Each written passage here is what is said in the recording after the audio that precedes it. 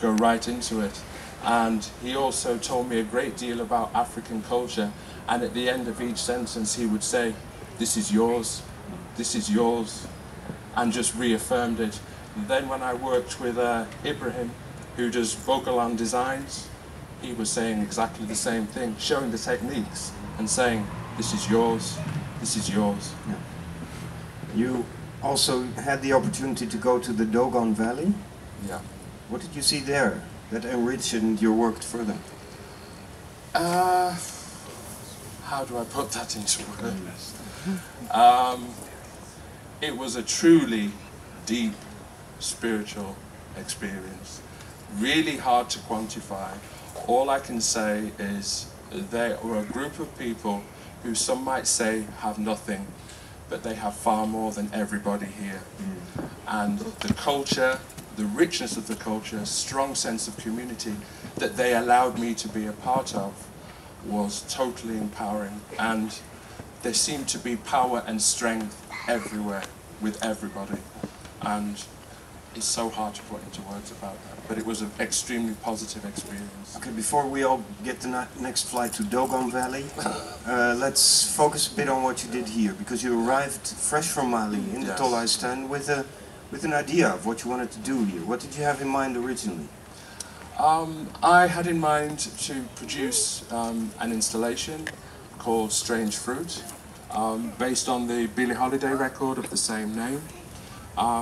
The reason why I chose that particular track, because it was confronting, very direct, in your face, and people had to deal with the issues that were being spoken about through the beautiful words in that song.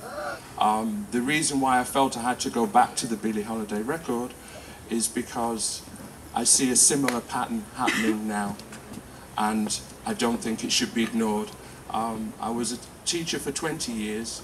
I've seen the exclusion rates for black children going sky high because they laugh too loud in class and then they're perceived as being aggressive, because people don't understand how we are. We like to laugh loud. And so I just felt it's such a shame, because it's so easy to call a child for being in a gang without actually looking at why they're there, to call a child for not being in school without finding out why they're not in school. And I just saw so many youngsters that were being misunderstood, the same way that in the Strange Fruit of the Civil Rights Movement, people were lynched because they were misunderstood. And we're seeing the same pattern happening now. So I really wanted to do the installation to bring that up again, because I think all too often we kind of delude ourselves that we now live in a multicultural society and everything's all right. And if you're on my side, you realise it's not so.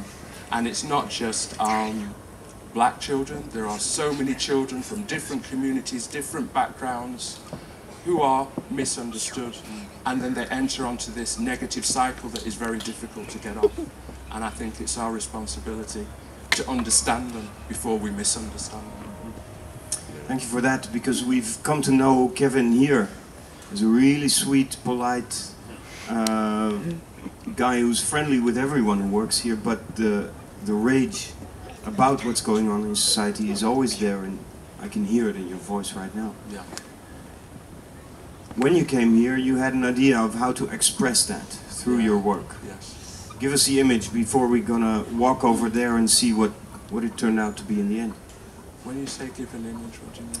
Give us an image of what you had in mind originally when you came here. What do you want to do?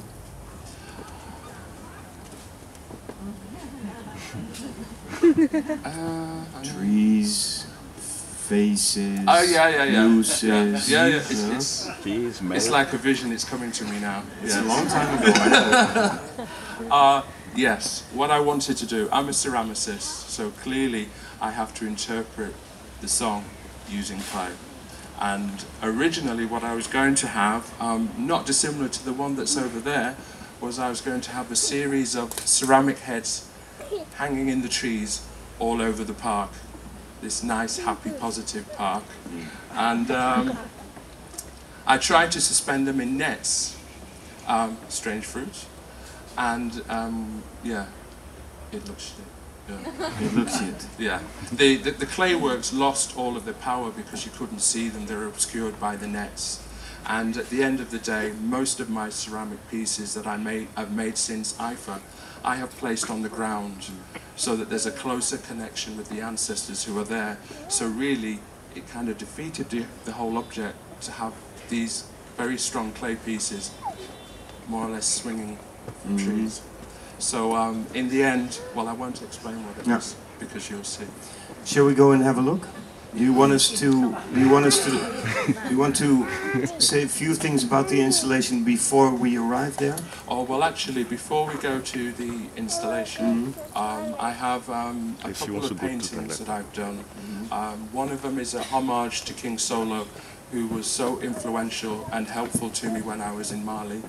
And another piece is a very positive piece about my niece. It was the new generation and the new generation that we need to take responsibility for. And then after that, we will go over and you will see the installation. So you want to take us to the paintings first? Please, yes. Yeah? And then you'll see where I was working.